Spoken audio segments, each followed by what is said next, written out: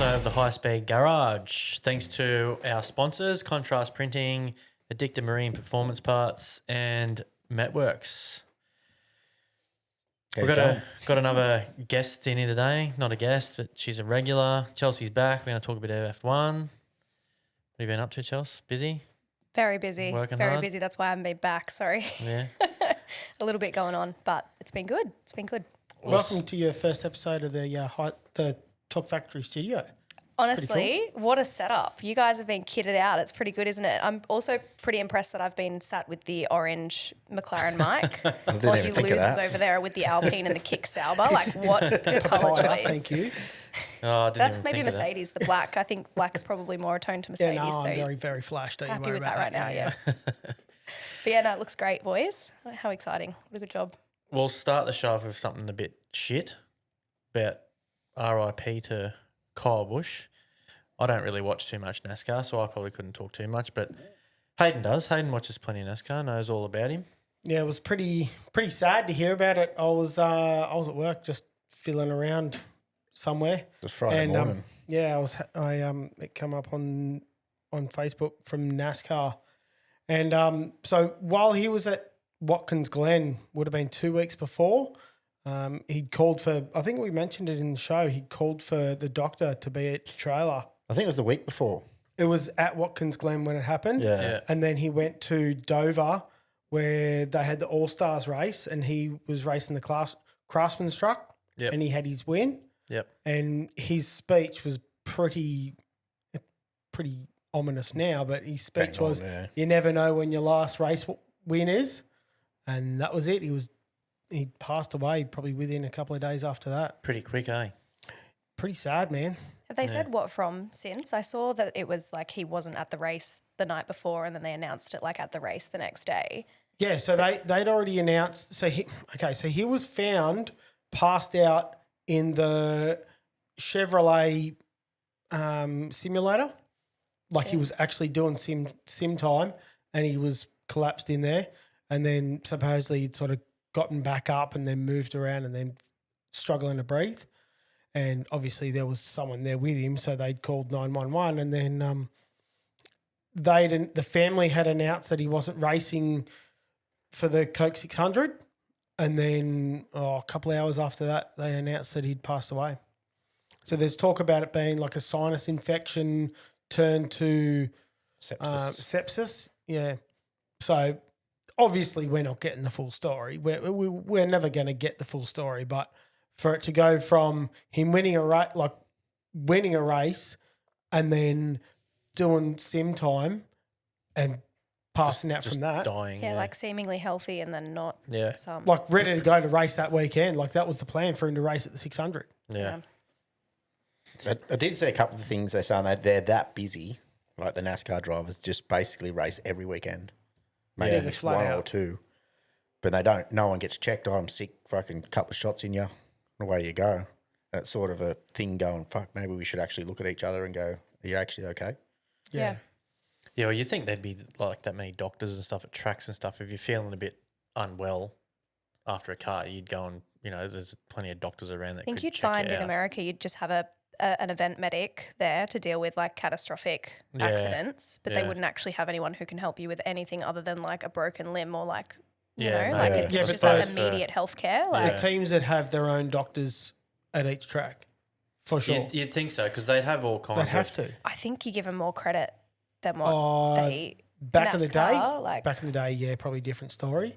But yeah, I remember they because they'd have to have like all their health people and shit there, like because they've telling got them what personal to eat trainers and shit. Yeah, that's what I'm. Yeah. I mean, that's very different though. To it, I mean, hey, I maybe could be we'll very know. wong. We might know soon enough. Anyway, they might release more will details. come out of it for If sure. they don't, maybe they should. Yeah, But definitely. From what I was reading, there's that sinus thing can really fuck you up, like that way, because it just gets into you. because it's straight into your brain. Yeah. Right. So his team's shelved the number 8, which is his old number, and the only time it's going to come back out again is when his son jumps in that race car. Yeah, So if he wants to, too. His son Braxton, I think it is. He's been doing a fair bit of late model dirt track stuff. And, yeah, he's going pretty well. Yeah. But, obviously, that's the path that he's been given. Whether he takes it or not is a completely different story. But the pathway's there for him. I seen at the race on the weekend too. They everyone went silent for lap 8. Yeah, But, I saw yeah, that. we'll get into that in sport, I suppose. We'll bring the mood up a little bit. Yeah. Chelsea's in here, so we got I called into the mailbox on the way here. Got mail. You got mail. You got mail.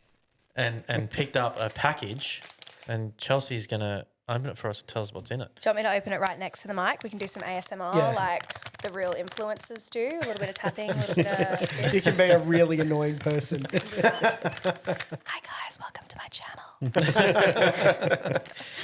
Before you open it, you better tell us who it's from. Oh, yeah, okay. So to the High Speed Garage from DVBC.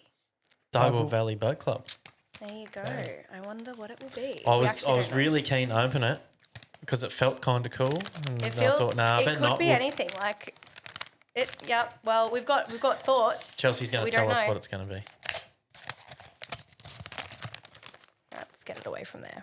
Oh, I think we were close. I think we were Yeah? very close with our guesses. Oh, there's Flash. some cool shit there. Okay, boys. All right. We've got some official Dargle Valley Boat Club media passes Oh, with yeah. the boys' names on them and everything. 10-4 rubber With duck. your little blue lanyards and all. So there you go. How good's that? Official media passes, as well as all the information we need to know about the weekend by the looks of it. So we've got all the details on camping, setting up your sites. We've got the gate admission fees. Awesome. And, yeah, everything about the June long weekend. So we'll probably go over that, Yep. I'm sure, at some point in the Yep. show. When Yeah, we- do you want to chuck Dargle in there then? It's in there. Looks like we've got some stuff to talk about. That's cool. Thanks. There you go. Thanks The for our official passes. media pass holders. Hopefully that gets us into the VIP tent because that'd be sick. It'll get us in there because we're media. Yeah, just walk that's in. what I reckon. Yeah, you've got to go in there to document what's going Yeah, on. that's right. It's Yeah, part of the and- reporting and- process. And I Taste test all the beer. Might be Yeah. thirsty. I'm not racing. I'm not crewing, so I'm sweet. Yeah, I'm crewing. Sucks. I might not crew Sunday, but May not be any state. I definitely won't be in a state either day. But What have we been up to this past week, guys? Anything cool and exciting? Actually, was out at Dargle on Saturday Oh yeah. doing some testing with some boats. Simon and Reese are out there running their big engines in, and No carnage. no carnage. Everything went well. I saw Tim Lyons took his thing there too. No, not when I was there. It must have been Sunday then. Must think- have been Sunday. I think he's been taking been it there there for the last few weeks. Yeah, been there every weekend at least. Yeah, he 'Cause wasn't I there. saw- I was there all day Saturday. And I saw a post from him that he'd done a heap of laps. Yeah. That's cool to see. At least the last 2 weeks I've been out there and he's been out there. I That's heard awesome. the boats at Sid Moore's at Pittown. Yeah, it's Okay. been there. They're trying to sort out the fuel system, I think. Yeah. Yeah. But yeah, both boats went pretty well. Simon did change 2 engines just to make sure everything was good. Reese just run his just to make sure. Tried 2 props and run 138 mile an hour or something like that. Yeah, right. Somewhere in there. Bit fat too, but yeah, it was pretty good. Then we went to Paradise as you do. Yeah, you can't go out there without going to Paradise. No, had some dinner, a few beers, and then went back to Dargle and slept in my car because they didn't tell me Simon was staying out there and what was going on. I was like, oh fuck, I wish I brought my caravan now. So you slept in your car all fucking night. Yep. And we had a team meeting the next day. And we had Dos back here and ready to go. And then that Sunday I was here. Yeah. What'd you get up to, Hayden? Got to go to the horse races at Randwick. That Oh, was yeah. a bloody good day. Good track that. Yeah. I was kind of somewhere similar. It was a horse track, but it wasn't for horse racing. But I'll get into that when I do. Yeah, mine. you're close to what I was doing. We boss man took us up to I think it's called the director's suite or something like that. So you've got where all the boxes are Yeah. all the way across, and then all the way to the left hand side there's a secluded room, and there was one other group in there with us, and we laughed and said, "Oh, it must be the Divorced Women's Club," and then later on that night they ended up chasing us back to the bloody Doncaster, Fucking brilliant. which is just around the corner, and it was the Single Women's Club.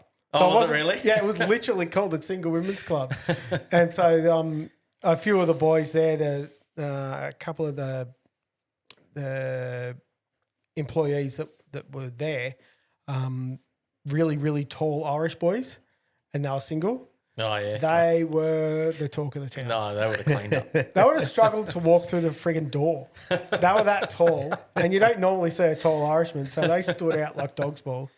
And Doncaster's an Irish pub, so yeah. There was lots of them. Ended up, bets? Yeah. I got a couple. My missus, obviously, my brother-in-law is a horse trainer, so he had a couple of directions. Just few tips. Have a look that way or stuff like that. Because one of the horses was one of the ones that he used to train. So, like, obviously we're going to pick that. Me and Amanda are going to pick that. And then Amanda's going, I reckon this might be all right. So I ended up walking out of there at $100 more than what I started with. So that's all right. Okay, I don't think that's too bad, really. It's a fucking good day. I'll take it. And then, ended up being really tired in that afternoon. So everyone was partying on in Doncaster, and I just walked my way to the bloody light rail and then took light rail to Central and then Metro back home. Yeah. That's so good. That Metro rail, like, I know I've said it a few times, but that is such a good thing compared to the old shit boxes on the heavy rail. Yeah, I did that once. I caught so we were just in the city with no real reason. I can't even remember what we were in there for. But anyway, there wasn't enough. So some of us caught trains in, some of us drove in, and there wasn't enough room in the cars to bring all of us back home. So I think it was just me and Pugs jumped on the train and started coming this way, and then realised, oh, fuck, there's track work. We're going to have to get on buses and shit. So we got on another train and went the other way and went all the way to Chatswood. Yep. And then got on the Metro and then flogged to Rouse Hill and then got someone to come pick us up from Rouse Hill. So much easier. Much better. And they're all nice stations. They're decent looking trains. And I think I might have told the story when we did that, because we went to Chatswood and we got off and there was 4 minutes till the next went Metro. into the bottle shop. And I piss bowled off the platform to the bottle shop and got a 4-pack and then jumped back on. Didn't miss the fucking Metro. I mean, you would have only had to wait. They're literally 10 minutes. But you would have had, It was the 10 challenge. It was the challenge. Yeah. I passed out on that Metro once before and ended up back out at Bella Vista. So I think you've told me that story. Yeah. I was at a Fox Sports Christmas party and I was not wasted. I got spiked. Yeah. I'm not joking. I got spiked. No, 100%. I'd had 3 Moscatos and I'm not even started on 3 Moscatos. Anyway, it wasn't just Fox Sports people. There was another Christmas party happening at the same time at the same bar. Anyway. And it ends up in me, like, I'm on the floor of the Chatswood station, the bathroom. I'm on the floor of the bathroom at Chatswood station spewing for hours, passed out. Matt can't get a hold of me, like, the works. Far out. I spewed in the Uber to get me to Chatswood. Jesus. It was bad. And that's why I know I was spiked, because I'm like, 3 Moscatos doesn't do that to you. I've got time lost. And then, I finally get on the Metro and tell Matt, I'm like, I'm on the Metro. I'll be at Tallawong, the local. Yeah. I'll be at Tallawong at this time. And I just pass out and then I wake up and I'm at Bella Vista and I'm going the other way. So I've gone all the way to Tallawong and because it's driverless and it's a weekend, there's no one on there, just off it went back the other direction. And I just got off and was like, you're going to have to come get me at Bella Vista because I'm worried if I get back on. Have another snooze. Yeah. You could end up further away. Yeah. So, the joys of the Metro. I agree. It's a banger. Yeah. Well, it was obviously comfortable enough for you to fall asleep. Yeah, well, again, I was a shift worker at that point, so I was pretty used to sleeping on that Metro to get me to and from work after overnight. So I think I was just in my element, to be honest. But I was pretty annoyed that no one woke me up. Like, I looked a mess. Like, yeah, right. Anyway. Does that thing run 24 hours? No, it doesn't run between 1 a.m. and 4 a.m. So the heavy trains run a little bit later, don't they? Tiny bit. So there's still no transport out here between 2 and 4. Mm-hmm. Nothing at all out here. Yeah. This is riveting stuff. I'm sure everyone's loving listening to these conversations. Yeah, but that's it. That's what we've dealt with this week. Do you want to know what I did on the weekend? What did you do? What did you do, Michael? Well, I'll start with Friday night because I just put one thing in my phone to remind me, and this was pretty funny. My kids had a bush dance at their school Friday night, which was a bit fucking annoying, really, because it was run all by the P&C, so there was no teachers there at all. So parents had to supervise the kids there. You couldn't just drop them off and piss off like you do. Oh, that's shit. With it, and I was like, oh. And I was like, oh, we've kind of got to fucking go because we live right next to the school. We can't just fucking not go. And I was like, oh, righto. The kids would be pissed sitting at home. So I didn't really have to. I didn't really have to go. I probably could have stayed at home and did something else. But I was like, well, if everyone else is going, I might as well just go too. Anyway, we went there. The kids didn't give two shits. Most of them were just out in the field running around with torches and shit. They weren't even in the thing playing the games or nothing. But anyway, when we left, there was two young kids riding their push bikes around. They didn't obviously go to the thing. They're probably from a different school or whatever. And one of them tried to bunny hop the median strip or the one of the signs near the speed hump at the front of the school. Anyway, he's cased it or whatever. And it didn't. I wouldn't say he nearly stacked it, but he didn't do a beautiful job of it. And anyway, his mate must have said something to him, like, suck shit or something, but we didn't hear that. And he's turned around and said to his mate, shut your mouth. Because Mallory actually said something, that kid nearly stacked it. And so she's thought he's replied to her saying, shut your mouth. But he's just replying to his mate because then his mate I heard his mate reply to him saying, you shut your mouth. But Mallory didn't hear that either. And she's thought he's having a go at her. So by this time, they're like 10 metres past us. She turns around and goes, learn how to fucking ride. Just out of nowhere. Yeah. Nice little drive-by. Yeah. And he's probably thinking, what the fuck is she on about? Yeah, I thought that was funny. I thought everyone needed to hear that. That's good.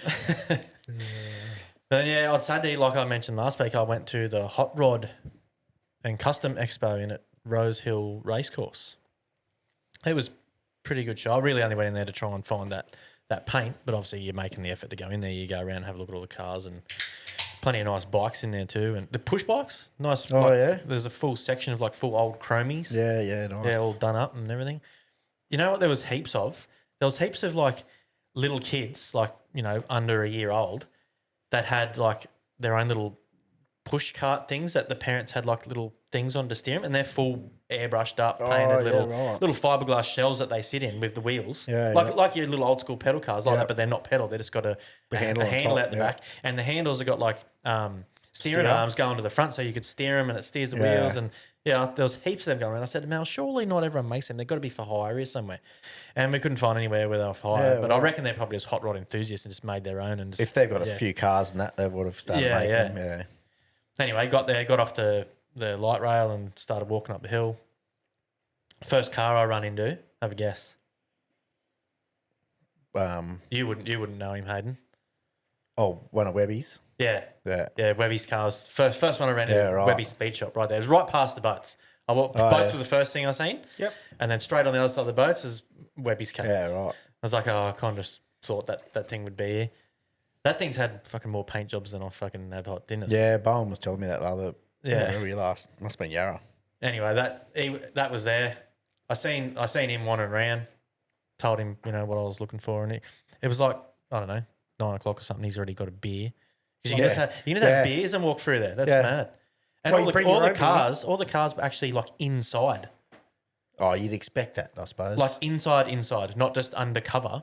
Yeah, right. They were in, like, where you go into the races, it's all carpet. You're standing there and you go to the bar in there and get your drink. It was in there. Like, you literally, there's a car parked right next to the bar. Yeah. You line up at the bar and you can still look at this car right here. And you get your beer and just walk through or whatever you want to drink. And I thought that was fucking pretty. There was some still outside, but I reckon they're probably just the people that drove there. Just nothing cars. trailered it. And they probably figured if we pay an entrant fee, we can park in this cool car park instead of parking a mile away. Yeah. So, that was all pretty good. I found the paint that I was looking for, so that was good. That was funny too, the paint booth that I went to. So the name of the guy that I got to go see, I went and seen them. I started talking to the bloke, and as I walked up there, I thought, this bloke looks familiar. And then when he started talking, I thought, fuck, I know who this bloke is, but I'm not keen enough to say anything. Anyway, he's talking to me about the paint and whatever else. And I said to him, what's your name? And he said, Kern. And as soon as he said Kern, I went, I fucking thought it was you. I went to TAFE with him. Oh, yeah. We did painting together at TAFE. We actually competed in World Skills together. Yeah, right. And he beat you? He beat me. He won. I come second, so he got to go to fucking Japan or wherever the fuck he went to. Yeah. And then he was like, oh, yeah, I fucking remember now. And he goes, fuck, that was a long time ago. And anyway, that was fucking cool. Who else did I see? I seen Adam Fairburn, his car. Yeah. Had that come up? Yeah, that looked pretty nice. Yeah. Yeah, I've seen a couple of photos of that. It looked right. Yeah, it looked pretty sharp. Mark Evans was there as well. Seen him wandering around. Right. Quite a few people, pretty some nice cars too. They had the Street Machine of the Year there, the one that won Street Machine of the Year. I was walking through. I didn't know that was the Street Machine of the Year car, and I seen the trophy on the ground, like in its little own bay next to the car. I was like, "Fuck! I've seen that trophy before." I was thinking, "What is that?" And I walked up and looked, and Street Machine of the Year. What was your thought on the boats being at the entrance? Are they sort of forgettable where they parked? No, or is not it a really really. good thing to remind you? I'd say they were there because they started one of them when I was there. They started Phil Day's one. Yep. But I think they were talking about starting other ones. There was only 3. There was only that one. Tattoo. Tattoo was there, and another. I think it was a drag hydro, had a big Hemi in it. So, but it was up on its side and everything. So I don't think they would have started that thing. But yeah, no, I don't think they were out. They were right in the middle of all the other shit. So Yeah, good. the only reason we went up to that bit first was because we went with like Mel's dad. And he said he's been there a few times before, and he said, "Oh, if you're looking for your paint, we'll go up there and start there first." I said, "Yeah, no worries." He said all that sort of shit's up this end here, so we went up there and did all that first, and then sort of walked back through. Yeah, Yeah, right. yeah, it's pretty cool. I was surprised that it was all inside like it was. I thought it would have just been outside, but undercover maybe. But Yeah. Yeah, I would have thought it'd be right inside. I mean, a few cars because they're proper show.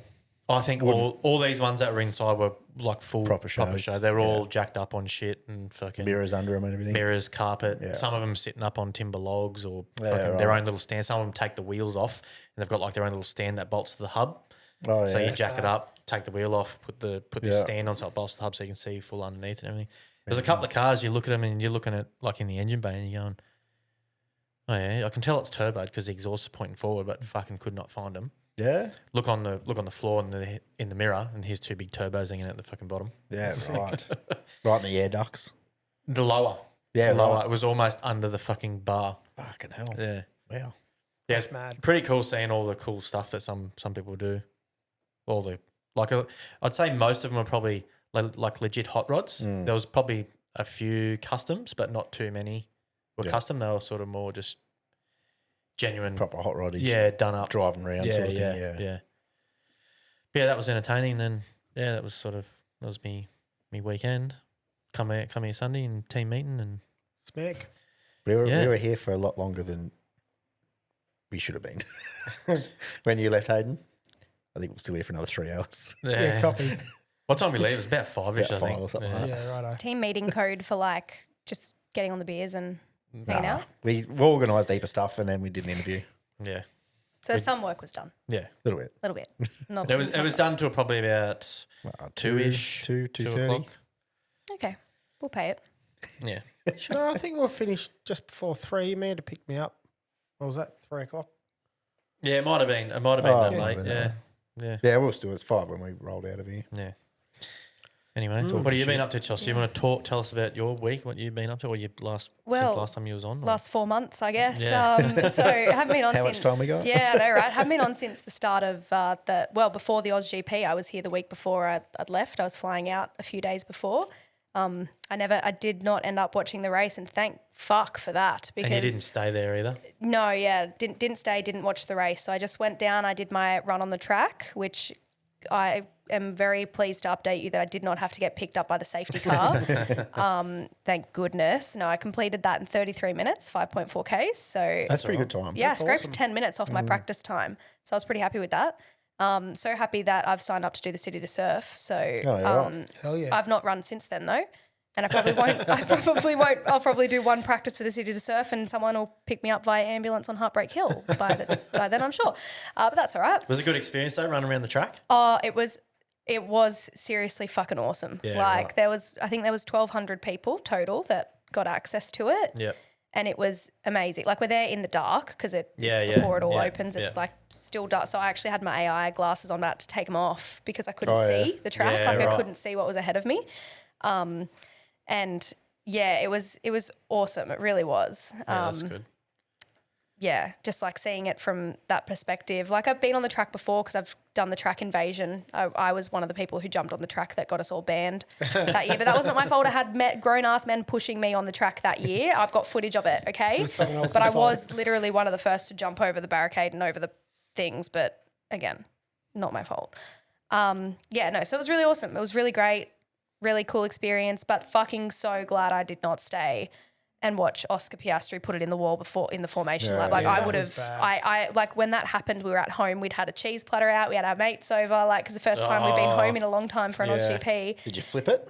Oh my God. I was like, this isn't real. Like, this is not, it wasn't even the formation lap. It was actually the grid, the lineup. one. Like, Yeah. it was like half an hour before the race. So actually, our mates weren't even over yet. I just put the cheese platter on the table. And I was like, what the like. I thought it was like a rerun. Me too. Like, Yeah. I thought it was a replay replay of something else. Like, I was like, that's not real. And oh my God, insanity. And then the season just got worse for Oscar really from there. I mean, it's come back a little bit, but then again, Yeah, it's yesterday just not been so much. ridiculous. But yeah, so that's that. I guess that's the update there since I've last been in. When I was down there too, actually, I did go to the Formula One exhibit, which is closed now. Had I come back and updated you, I would have told you, like, if anyone was in Melbourne, they should have gone. But that exhibit was really cool. If they bring it back, or if they're doing pop-ups in a country that you're going to, like I would 10 out of 10, like you've got to go. Like it was so amazing. Like all of the interactive stuff that you could do and look at. And like even one of the rooms was like this dark, silent room where they just had interviews with Roman Grosjean on his crash, like the big one where it like caught on Went through the fire and wall, split in yeah. half. They had interviews of that, and they actually had parts of the car there, like that you could actually, that's and cool. to see the destruction of that was like, and how someone lives through that. Like it was really cool. Yeah, that that does really sound got me going. And Yeah. then we had a God, how many weeks break. So this Formula One season's been really hard to follow Yeah, yeah. because it's been so patchy. But it's looking a bit more consistent now from here on out, sort of thing. But Yeah, it's been hard to follow. it's been really hard to follow because you kind of don't care. You Yeah. have a month Yeah. off, and it's like a summer break all over again. We did like 3 summer breaks at some point in there. You Like kind of forget about it too, don't you? Like you get more into life and all the other things you're doing, and you're like, unless you're right into it. yeah, And like I know I was keen for the first like 3 races, and then after that big gap, I kind of just forgot that the next one was on, and was like, oh shit, actually that was on last week. yeah, absolutely, yeah. Yeah, the those Middle East rounds really ruined a whole heap of stuff. Do you reckon they'll bring it back? No. Oh, you mean done. next year? No, Do you just no, mean no, rerun this this year. year? No, they won't do them. They'll just scrap them. Because there was talk about them trying to fit him in, but that'd be chaotic at the end of the year. I reckon the drivers wouldn't. I know that like they legally would have to, but I think they'd kick up such a stink that it wouldn't happen Yeah. anyway, because like they already complain about the amount of races in the year. So to like Yeah. Yeah. they should have to have that replaced or have taken them back, they needed to do it on those scheduled rounds, which logistically is impossible with the freight of everything. Like the only way they could have done it was by repeating at the same place. Yeah. Like, you know, double if they were back. if we were just here, we can do this same thing in 2 weeks because everything's already here, Yeah. which again, logistically, that would have been you got to work difficult with as government well. to do that and Yeah. all sorts Yeah. of shit. Yeah. Like it just Australia wouldn't ain't happen. Well, I'm do that. surprised they couldn't get away with that with like like China. Like that's a permanent track. Everything's Yeah. there. But obviously I would have thought like say 3 weeks instead of it being the weekend that it was gonna be. Go, okay, well, we've got a 3-week break instead of a 2-week race. Run this race here again. Nothing moves, but we just have time. It'll be money, I reckon. Oh yeah, there's a lot of money there, but then we also saw all these cars go back to their workshops, and then Aston Martin's just as shit as it was when it was in Australia and China. Yeah, I don't know why I had the hope. I really did have hope that Cadillac and Aston Martin would come back from that break. I'm like, they'll make strides. Yeah, well, I thought that would have been really. the perfect time for them to do that sort of Yeah. stuff. Apparently not. Cadillacs still suck. Yeah, They were it's getting really lapped sad. like less than 10 laps into the race on the weekend. Yeah. Yeah, Well, right. I don't know what the fuck happened. Less than 10 laps, and they were getting lapped. We'll get into the sports segment and talk about that. Well, Yeah, were righto. we into the sports? We're in I think the we've Well, just we're segued going to now. ourselves. Yeah. Here's sport. That's the wrong fucking button. Go across 3. I should have realised it was the wrong fucking colour. Anyway, we can talk about current F1 now. Chelsea's give us her update. So, Yeah, well, yeah, so what do you think of the Canada, new rules and stuff? the most recent one, Yeah. the update, it seems to be working. Yeah. Like Mercedes can get off the line. I was a bit like, come on. I was a bit annoyed because I wanted them to make them deal with it. I'm like, Yeah. no, Yeah. fuck them. Yeah. They should have to figure it out. Yeah, and I like thought Fred the same Vasseur thing. brought this up last year and wasn't said that like- this was going to be an issue. And then he built his car around it being an issue. So Yeah. fuck Yeah. all the guys who didn't build their car. Like, if I was him, I'd be pissed. Probably a lot of the spectators on the social media side kick up a big stink. This is shit, that shit. Oh, fuck. But I Everyone's reckon it gotta made look it at more entertaining. because they were still like the Mercedes cars were still winning, but they just went backwards at the start. So then you get to see heaps more Some overtakes where overtakes. they're trying to get to the front and Yeah. shit. Yeah. Oh, clearly Toto's got a fair bit of push. That's what I reckon. Yeah, I mean, Because obviously they've gotten over the issue that the the Mercedes had. yeah. That's Yeah, where it I mean, I is. don't think it was just Toto. Like, I think most of the teams voted, and that's where it landed. Yeah. It was just, I wouldn't say they're still great at getting off the line, but they're a shitload better. yeah, Like I'd say they still get beaten by most teams off the line, but they probably just don't get past as much. Can block easier. Well, yeah, Got a bit of they're not momentum. just like they're stalled on the grid. That's what Yeah. they were kind of like Yeah. at the start. They were going from the first row to the third row before the first fucking corner. Yeah. Now at least they're still in the mix there with Yeah. everybody. yeah. But if I was a fan that was attending the Canadian Grand Prix, I'd be pretty happy that I got my money's worth. I thought that was such a good race. I think we really needed a race like that after just it's been boring. Yeah. Yeah. And I don't know if that's because of the breaks we've had or if it's because the racing has not been just as good. But it's been kind of boring. And I mean, you know, my husband said that it was shit. He hated the race, but I think that's just because of how McLaren was going. Yeah. He's a very focused on Oscar. Yeah, yeah. So when Oscar wasn't having a good time, he wasn't having a good time. He had a better time than Lando though. We're never mad about that. But yeah, so no, it ended up being, I thought, a pretty good race. Like lots of drama, lots of stuff going on. That fucking I don't know what is happening to McLaren. That was really bad start to the race. What's more baffling is that, so did you watch the race, Joel? No. Okay, cool. So we can talk to Joel about this because he's probably the only one that doesn't Yeah. know. But so they had the race start. It was meant to be wet. It had been raining. The track was a bit. What do they call it? Damp. Yeah. Greasy. Yeah. Yeah. Anyway, so they put inters on. The rest of the grid, other than like fucking Cadillac, who also had inters on, had softs on. Like so, There was a few other teams, but they weren't none of the serious. I'm pretty sure it was literally Cadillac and Aston Martin. And if those are the two teams you're putting strategy on, like you shouldn't be fucking doing that. You know you're doing something wrong, right? Like that's insanity. And I don't know, and I should have looked into it. I did try to look into it. I couldn't find it. I don't know if there's regulations around starting the formation lap and not being allowed to change your tyres. But I don't think there are, because if you finish the formation lap, no, you know what? There's actually not. I know There this wouldn't be, now 'cause because there's otherwise you been wouldn't races think- in the past where it's been wet and we've watched everyone except Lewis Hamilton go into the pits. Yeah. And he was the only one that started on the grid. Like literally all 19 drivers went into the pits after the formation lap because it was wet or dry, whichever way it went. Yeah. They all went in to swap tyres. So no, I know. I actually do know. It's in my brain. You wouldn't think Oscar would be asking to change the tyres on the formation lap if you couldn't do it. Yeah. Yeah. Well, exactly. So they go to the formation lap. It's dried. Oscar says, it's like we're floating. So we they had two formation laps. So Oh, right. the first They're one was having three. Well, yeah. So they did the first one initially, and then they went to do the start, and they weren't sure. Well, the little bit that I watched, I wasn't sure whether the start procedure had failed, like with the lights or everything, or whether it was because I think they did end up saying it's because Was it Isaac or Lindblad? Lindblad. Yeah, he'd stalled on the line, I think, or It was one of someone. the racing bulls. Yeah, and he's waving his hands like his car's stalled, so they kind of didn't start the race because obviously he could get Crashed. hammered. Yeah. So they went around and did a formation lap, but to get him off the grid, they had to push the car. So once all the cars took off, the team ran out there, or the marshals ran out there, and they've had to push him all the way back up the straight and around the corner to the pit. So the cars kind of were coming down again before they'd got to the end. Yeah. So because he wasn't So when quite they off the track, they sat for a on little the bit grid. and The tyres got too cold again, so off you go again. did Yeah, another So, but on formation the lap. very first formation lap, Oscar goes, cut it, swap the tyres, I'll start from the pit lane. Yeah. yeah.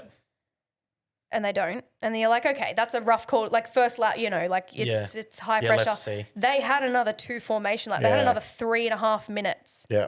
of just sitting there. He even said over the radio, he said, "This is a mistake." Yeah, right. And they Yeah. just like, "No, fuck you." Yeah, bizarre. This is what we're doing. And so Lando also was complaining over the radio. He just weren't as direct and vocal. He was just like, "Are we gonna switch this up?" And they're Yeah. like, "No, this is the right strategy. Yeah, right. If no one else on the grid yeah. is doing it, Yeah, exactly. and no one's and like it's gotten drier in the That's- last yeah. 6 minutes, Well, you've done three and there's three laps nothing around on the there. radar saying it's gonna rain again. Yeah. yeah. I don't think it's the right fucking call. I don't know. You'd feel the grip. Like he's driving around going, oh, yeah, this is fucking grippy as shit. We'll be right. There was only the only thing I could possibly say they were probably thinking, which didn't happen anyway because of other shit that went wrong, but you've got to change your tyres at least once during the race. Yeah. So you've got to use 2 sets of tyres. So if you start on the wets, that could, counts. They could possibly have just done 1 lap and then run like the mediums for the rest of the race and not pit it again. So that only works if the inters wouldn't have counted as a compound. Oh, you got to run because the it wasn't hard and classified soft. as a wet race. So you need to run one of the 3 medium, soft, medium, and hard. I thought because it wasn't classified as a wet race, that counted as a set of tyres. Oh, yeah. Well, it could do. Yeah, I could be wrong there. When it's a wet race, you don't have to swap compounds at all. Like when it's a wet race, it's do whatever you want and we don't care. Yeah. Either way, though, they were saying over the radio, like, oh, it's like everyone's going to have really cold tyres now. So this is where we go because you're going to have the grip, right? Like on the start. Yeah. So they're like, everyone's going to have cold tyres. So we're staying with this strategy. And Oscar literally said back, he was like, but if I come in and box onto warm, soft tyres, I will have the same grip. Like my tyres will be warmer than everyone else's. Like he'll be better because his tyres will be warm. His tyres are satin blankets the whole time, right? Yeah. Like he's like, that doesn't. What you're telling me is fucking stupid. Like you can hear it in his voice. He's like, you guys are cooked. Yeah. And they're like, yeah, well, fuck you, you little Aussie bitch. Like, well. It did work. It did get off the line heaps better than everyone else. Oh, yeah. They rocketed off the fucking line. Lando went P3 to P1 by the second away. corner. That's tyre temp. That's not inters versus softs. Oh, no, and he'd lost it he hadn't lost it, sorry. He was still ahead by the time he came into pit on the second lap. Oscar pitted on the first lap. Did the 1 lap, came straight into the pits and swapped the tyres, and we're like, well, there goes the race. Yeah. Oscar then takes out poor Alex Albon later on in the race and gets a 10-second penalty, and it's fucked. He ended up absolutely shitting the bed, didn't even get a point. And Lando broke down, which I wasn't mad about. Yeah. Still no No one points. cares. No, right? Does anyone care? But in positive news, Kimi Antonelli, Yeah. pretty cool. Fuck, he's How going good is well, eh? He's going so well. So good to see him doing better over George. Oh my God, isn't it glorious? How much does George carry on? Did you see I seen a reel today. It's like, this didn't age well. And he's talking about Verstappen. Yeah. But he's going, you can't chuck a tantrum, you can't do this, you can't do that. Then up like the top half of the screen is him fucking throwing shit. Yeah. And, like, hitting the car. And Okay, there's actually, and now you've said it, I'm going to have to find it. So talk amongst yourselves while I look for it. It was pretty funny watching him whinge. Like he literally lived through the little his neck brace the shoulder thingy, yeah, the clip-in part that after you get in, he literally threw that down the fucking road. that would have cleared the front of the car. Yeah. Yeah, he got a 5,000. He got a 5,000 euro fine for throwing it over the car. Yeah, it's suspended though. So, Suspended, they're which means he always doesn't have to. Yeah, which means he doesn't have to pay shit unless he does it again. Yeah. Anyway. So someone on Twitter posted like the photo of it in the air, like flying through the air, and said like, George throwing the headrest is taking me out. Like just whatever, like as a joke. And it picked it, they posted it straight away, so it goes viral. The Red Bull admin, like of Oracle Red Bull Racing, reposts what they've shared and said, this guy, borderline something. So I don't know if you remember at the end of last year, George was shitting on Max and saying it's borderline like dangerous and aggressive or like violent or like I can't remember the words, but he was like, this man needs to be jailed. He can't behave like this. So the admin of Red Bull, in the world that I live in, like the social media world, this is like, that's fucking iconic. Like Red Bull admin have come out and said the person that posted it would have been stoked. Oh, absolutely. Like that's so That's a lot of traction right there. yeah. So pretty funny results and and you get where it's coming from because he's now almost unattainable. Like Kimi needs to crash out essentially for George to be able to catch up to him. I mean, there's a lot left of the season. George is just pissed because he was stuck in a Williams that handled like a fucking wheelbarrow to start with. Finally got a good seat in Mercedes, but had to play second fiddle to Lewis. Lewis fucks off. Yep, it's my shot. Yeah. There's a 19-year-old kid that says, just fuck you, fucking mate. smoking him too. And then Lewis makes it even better by like picking Kimi up in Yeah. the post-race celebrations, like putting him on his shoulder on the podium. Yeah. Like, and it is like, and again, George has never said any of this. This is what this is the narrative we play out in our heads. But it's fucking funny. Like, and it's sad because he paid his dues. You know what I mean? Yeah. It's like Lando and Oscar last year. It's like, I'm not a Lando fan, but at some point you go, well, it's a bit it seems fair and nicer that he got it for the team. Again, don't come for me. I don't like him. But it seems because he was with the team for however many years when they were a piece of shit. It's just his turn. Right? So it feels like it should be George's turn, but it's not. Nah. It's not your turn, buddy. And it's not going to be your turn. But he's just out. Like, it's not like they're fucking him over in strategy or anything. No. He's just fully just better than him. Yep. Kimmy's driving on the weekend, I thought was awesome when he was behind George. So aggressive. Like, all the overtakes he was trying to pass, he was trying really hard. He was having a couple of lockups here and there, but he fixed it every time. Like, he never had any big lose or nothing like that. It was just a little offline. Yeah, right. Back into it, trying to pass again the same spot next lap. And Yeah. Yeah, it was fucking awesome watching him. It was drive really like good racing. That's why I liked it. I thought it was so good. And that's why, that was the first, I can't remember when George was out, somewhere around 20 to 30 laps, I think. Yeah. The first 20 to 30 laps was the two of them overtaking each other. Yeah. Like every 2 or 3 laps was great. Yeah, it was really awesome. good to watch. So I read a that's thing why I'm today wearing my too. Mercedes shirt today. So I Not for just George. So we've I jumped jumped it teams. up. Just want to clarify. I'm not a Mercedes fan. I'm a Lewis Hamilton fan. I bought this shirt when Lewis was Oh, you fucking tell with us that Mercedes. now. You tell us that now. I've got the receipts. I bought this shirt when Lewis was with Mercedes, and I shit you not, 2 months after I bought the shirt, it still was in the packaging, ready for the Oz Grand Prix the next year, start of the season. Lewis goes, I'm going to Ferrari. And I'm like, I just fucking bought an expensive, a proper merch, like a Mercedes. But now, gimme. Yeah. So you know what? I'll take it. It's all right. I've seen the thing today that everyone that's won 4 consecutive GPs has been a world champion. Oh, yeah. And he's that year or just in that general? year. That year, yeah. Wow. Well, and he's the first person ever to win his first 4 consecutive as well. So his first win has then been followed by all the other 3. Do you know what I mean? Cool. Yeah. It's pretty awesome, stat there Yeah. as well. So I'm really excited. I really hope it's his year. I don't want it to be easy. I'd like, but I don't want it to be George. So Nah. I'd love to see Lewis and Charles catch up. And I've written Oscar off, so I'm just happy to see what chaos he can create. Yeah. I would love to see Lewis and Charles get close. Yeah. And Kimmy just Hold stay it, on top. keep his head. But would it not be awesome to see Lewis chasing Kimmy?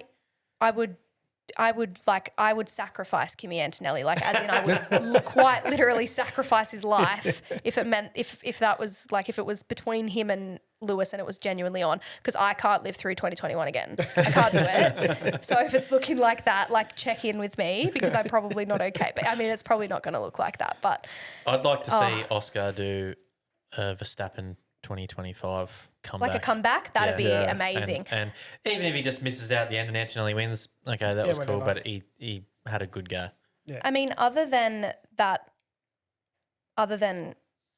yesterday or the weekend, he obviously didn't start the first 2 races, so you'd kind of written him off. But he was looking really good because he'd done second and third in the following 2 races. I was like, shit, okay, we're podium. He's back, and then I didn't see the sprint race on the weekend. How'd that go? it was pretty boring. Yeah, okay. It was pretty. That was pretty spicy between George and Kimmy. Yeah, though, there was again, wasn't it? same racing as the main race. I did see there was a few complaints about. Oh, they were George complaining over the radio as well. So Kimmy got scolded like a little child that he is, by Toto. Toto came on and was I like, did "That see is that. enough," Yeah, and it right. was like, "Oh, that's his child." I did think after watching a couple of those little replays that I don't think George really did anything wrong there. No, I hard think he racing, was- hard They're racing. It's okay. Yeah, he was far enough in front to move over on that line and yeah. Well, he's defending his position. That's what he's doing. Yeah, I don't think there was anything wrong with any of that, even though Yeah. Kimmy was having a little whinge. And after the weekends finished up, they spoke, some of the media spoke to Toto and said, what are you thinking? How are you going to move forward? Papaya rules. What are you going to do? And he said, we eat fruit. We don't make sporting rules out of it. So I think, he's going to let him. I think he's going to let him go because, right now, even if they do let them go and they take each other out, they can do that for a race or two. Yeah. In Kimmy's perspective, at least. George, not so much. After last weekend, Charles is a bit closer That's now. the standings there. Yeah. 131, 88, 75. Mercedes obviously, they obviously do care about the Drivers' Championship, but their main focus would be the team's championship. Yeah. And as long as that's where it is right now, they probably don't really care whether Yeah. they bin each other. Do As long what as you they want. still win that, Yeah. who cares? And like you said, they've got a big enough gap that they can. And I suppose if they do it one time and take each other out, Then it'll be a different story. Then they'd get a bit of a chat and say, pull your heads in and Slap on the wrist, right? Pull your heads in. Yeah. Let's go. Yeah. Yep. But yeah, so there we go. That's Formula One. I will mention as well though, Dargle race weekend. We've got a race on that weekend, and we should for sure have a watch party in the barn. I dare say we'll still be awake. I reckon we will be. No, it's actually really good timing. I think is it? practice between all of the practices, quali and the races, it's all between 10 p.m. and 1 a.m. start times. Oh, so yeah. it'll go a bit later. I think the race starts at midnight. So perfect. While you're listening, Tracy, set that TV up in the barn. Yeah, set the TV up in the barn, please. Special I'm pretty request. sure it's permanently in there. I wonder whether we can organise a blow up projector. Oh, they got a big TV. The big TV in the barn's pretty TV's sick. good enough. She big. Yeah. You But say either those way. big blow up projectors. A little bit of fun. Yeah, And then that's maybe sick. if you bring a mic or two, Tony and I can have our riff Oh, off. yeah? Oh, yeah. That sounds good. No, Tony will shit all over me with his knowledge. I've had many discussions with him at other occasions, and I am well aware that he will rip me to shreds in that. But that's like, you know what? That's all right. My ego can take it.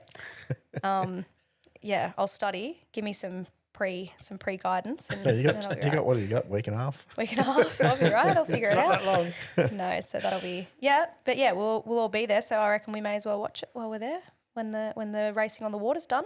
Yep. Straight to the Sounds barn. good to me. Beautiful. All right, that's F1. Let's get into the Indy, Hayden. Yeah. You Well, watched Indy, yeah? Yeah, I did watch Indy. It was pretty awesome. I've got a couple of stats here in front of me. So you guys remember Catherine Legg? She's a current driver in NASCAR, and she's doing a little bit of. Well, she's the only female in NASCAR, so Yep. she's sort of getting a bit of noise about her. So she was trying to do the Indy 500 Coke 600 double. So Kyle Larson tried to do it again last year. Only one person's ever done it once, Tony Stewart. He was able to get them both done. I don't know if he finished the 600, but the Catherine Legg, she stacked it on lap 17 in the Indy 500. Ryan Hunter, she was driving fine. Ryan Hunter-Ray come around the corner, got loose, took her out. Binder. So that's 17. Ed Carpenter in lap 27 took it wide and smacked into the wall. He ended up taking out Takuma Sato. Will Power, do you guys see that one? Nah. So Will Power has laid a big bloody licorice strap of oil down the front chute. Oh. And then he's pulled off into the pit out lane. And then the engine's just locked up and it's just done a big flat spin on the pit outward lane. Yeah, right. Like, that's not where you want that shit to. Lap 125, Joseph Newgarden on the late restart just come out, got loose, smacked the wall. Like he was pretty close to like running up the front. Like I think got up to about fourth. So he was going pretty well. He started like 22nd. Yeah. And we all expected him to go pretty hard at the start. Those Indy 500 restarts, man, you're watching good cars go from say 20th, like they'll make up 5 or 6 spots in one go. Yeah, yeah. Just if you can do it right. I'll get onto that in a little bit. Now, getting closer to the end of the race, lap 192, Kyle Collette, he smacked the wall. I think it was coming out of 2 onto the back straight and smacked the wall, took the whole right-hand side of his car out, took the fuel tank out, so a big ball of flames going down the racetrack. That was 192, so you had 8 laps to go. So they pulled the yellow, so everyone sort of cruised around behind the safety car. Because it was so close to the end, they pulled a red, so everyone pulled into the Because those laps count. those laps count under the safety car. So then they've come into the Pit lane. They've waited, and no one can touch anything apart from just put fans on the intake, so all the motors are still pretty good. And then they've gone out, done the formation lap, and then they've got flag to start. Mick Schumacher smacks the wall. They pull the yellow. And then Mick Schumacher just keeps on driving like he was fine. So they pulled the yellow and stopped the race again. They ended up letting them go at 2 laps to go. Scotty Mack was in 6th. David Malukas was in 3rd. Felix Rosenquist and his teammate Marcus Armstrong. Felix Rosenquist was in 3rd. Marcus Armstrong was leading the start. And you think, okay, well, this will be pretty good. And then they all take him out, like take over him. And then David Malukas works his way to the front. And they're calling out as if he's got the win. Felix Rosenquist is following behind those Indy 500. Like that track is so fast and the air is so important. Like you need to be in that slipstream if you're going to go anywhere. Yeah. Felix Rosenquist comes around the last corner and he's following David Malukas down the front straight, like for the checkered flag. And David Malukas is moving around. If he'd stayed, Felix Rosenquist even said, if he stayed where he was and didn't chase me across the track, he would have won. But because he's moved, Felix is getting this toe. Keep getting He got a mad toe all the way up. He got the side toe was the biggest one he got. Yeah, that was a massive toe, wasn't it? So he's got that jump up the side, and he probably had his front wheel opposite the wing on the finish. Yeah, 200ths of a second. The closest finish ever. That probably happens when you restart a race. Everyone's bunched up with 2 laps to go. Yeah. That's what I loved about the Indy 500. It is so exciting. I was trying to look for videos of how when McLaughlin went through because he was still in 6th. Yep. At the start of coming onto the front straight, like for the checkered. Yeah, right. And the video of the finish video didn't look like he could get past all the rest of them. Yeah. But the photo across the line, they were all within the front wing of each other. Yeah, right. From outside, so McLaughlin, the next one, and then so it was third, fourth, and fifth were all the wing, like whatever the however the big that is wing pretty is. close. It was the most exciting finish that I've seen for a little while. And so Felix Rosenquist got the win. David Malukas comes second. Last year, whoever came second, it was I can't remember, I can't remember his name. So last year, whoever got second got disqualified. So David Malukas in a B grade car got second last year. So then this year, like he was leading. Yeah. He was leading around the last corner. It's like, I'm fucking winning this year. As far as he was concerned, it was his. Like, because he was still a fair bit in front. Like, Yeah.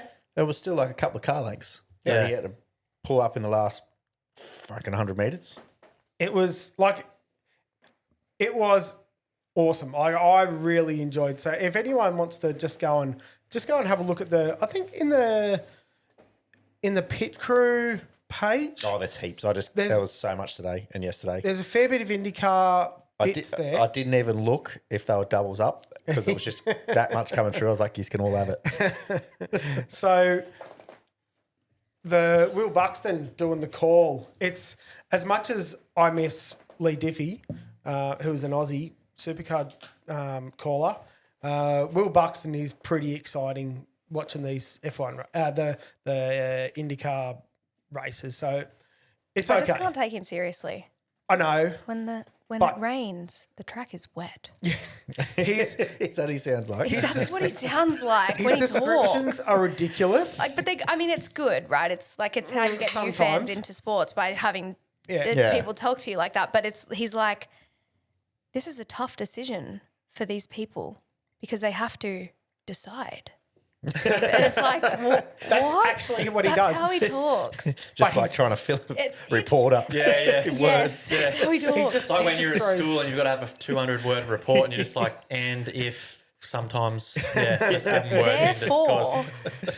So he does throw in a whole heap of stupid words to try and describe shit, but he's very exciting. When he's up on the limiter, he's wide open. Is he the one with the handheld microphone? The one that just touches his moustache.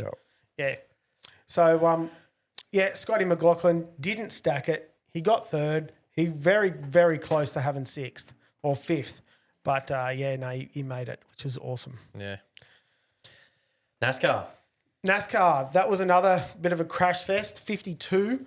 Shane Van Gisbergen's teammate, Connor Zelish, got taken out by Ryan Blaney, which is the Penske car, the Menards, bright yellow Menards car. Yeah. So he's touched the wall, spun sideways, 3/4 of the field missed him. Connor Zillis comes around, smack straight at the front wheel and tears the arse out of his car.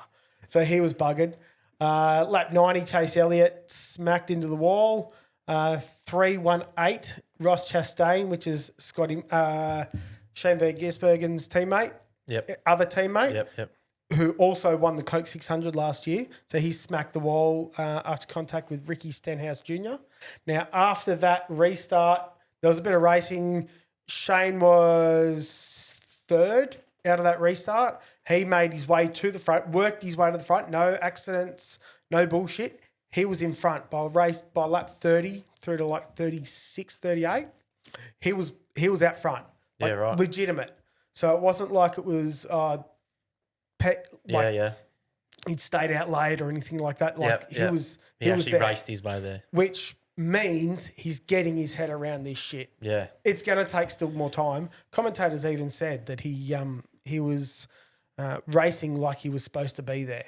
Yeah, I think they all kind of know that He's coming. once he gets his handle on an oval, Yep. he's going to be very, very hard to beat for a championship. Yep.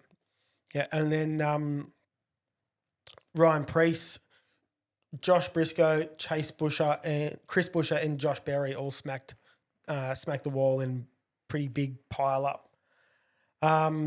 Now, Daniel Suarez ended up getting the win, and Daniel Suarez is Shane's teammate from last year. So it was a pretty trackhouse heavy race day. Yeah, right. It was pretty. It was one on the red flag after. I can't remember what lap it was. They pulled the red flag for weather, so they pulled a yellow for lightning, and then they ended up getting rain in one of the back corners. So they pulled it up in a red, and then while everyone was all in the pits, they said, "That's it, we're done." So Daniel Suarez got the win. Yeah, right. So he worked his way to the front. He wasn't there accidentally, so it was legitimate win. Yep. It just wasn't the wide open finish over the finish line. But he was pretty upset. That car had a lot to do with Busch as well. So it was pretty sad. It was pretty emotional. Yeah. But yeah, that's NASCAR. Did Oldale race the NASCAR as well? So she got smacked in the NASCAR race as well. Yeah, right. Yeah, so she didn't Crashed out of both. she got crashed out. She didn't. She lost the wheel earlier on and then got smacked later on. Yeah, right. Yeah, so she didn't get to She at finish either least race. started both. Yeah, and it wasn't her fault that she She got was done out of either way. either of them, yeah. Which realistically, that's what I want to see, because I want to see more females thinking that they can do it. Because like if it just ends up being the girls get smacked out, then some girls are going to go, oh well, I don't want to just get targeted. Yeah. So yeah, it was an accident, but yeah, no good. No, cool. I've got a bit of MotoGP news. Get into it. There was no racing on the weekend, obviously, but there's an Aussie guy. Have I told you about Senna Agius? No. The Aussie guy that's racing in.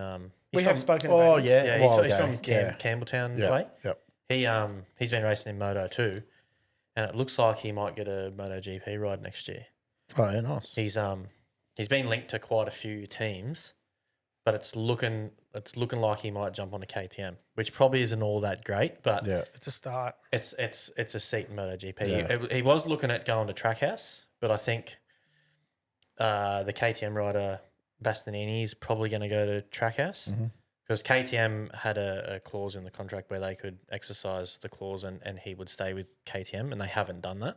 Yep. So that's sort of clear that they're letting him go to Trackhouse. Yeah, because there'd be a deadline on that. Yeah. Which would be opening the seat up for, Senna. So, have to watch this space and see if he gets a ride. That could be cool. We could have two Aussies in MotoGP.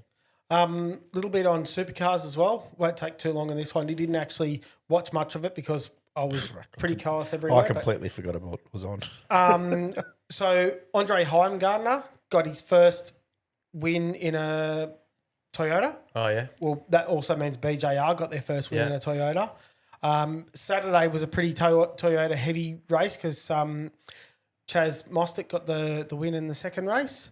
And then, as we sort of expected, Brock Feeney got the win in the third. Yep. Cool. Yep. All right. Well, as you probably know, we've got Dargle coming up next week. Very exciting. So we'll give you a bit of a preview and a rundown. We've all got a bit of info here, as you heard Chelsy undo the thing. So, Hayden, why don't you run us through that bit of information you got, and then I can tell you a rough program, and Joel can tell you all about the camping and stuff.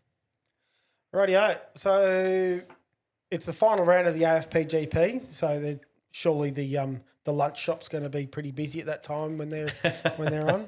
That I tell you what, that'll be fucking hectic. 20. I think there's 20 of them, or maybe a couple more than 20. Yeah. And they're all in one heat. All in one heat. Yeah, right. Or they won't be at the start on Saturday midday or whatever. The final. Yeah. Will be all just fucking hell forever up the fucking backstraight. Like Granny's version of heaven. Oh yeah. I can see her on the pit. I can see her on the ramp already, just getting them all lined up. Like you can feel the excitement from here. I was trying to tell them to do a right-hander down the river. Some of them might have already binned it by then and can't repair their shit. Well, so, maybe, but yeah. Yeah, so we've got a fair few Australian titles. We've got New South Wales and Australian unlimited outboard and inboard championships. Australian 6-litre championships. I don't think no 6 6 litres. Okay. Dargle Gold Cup's obviously going to be a cracker on Sunday afternoon. Cross Invitational has been moved from Windsor through to Dargle. John Rocky Allen will be on. Chiquita Cup. Tunnel Boats. 2.7 Les Sheltram Australian title.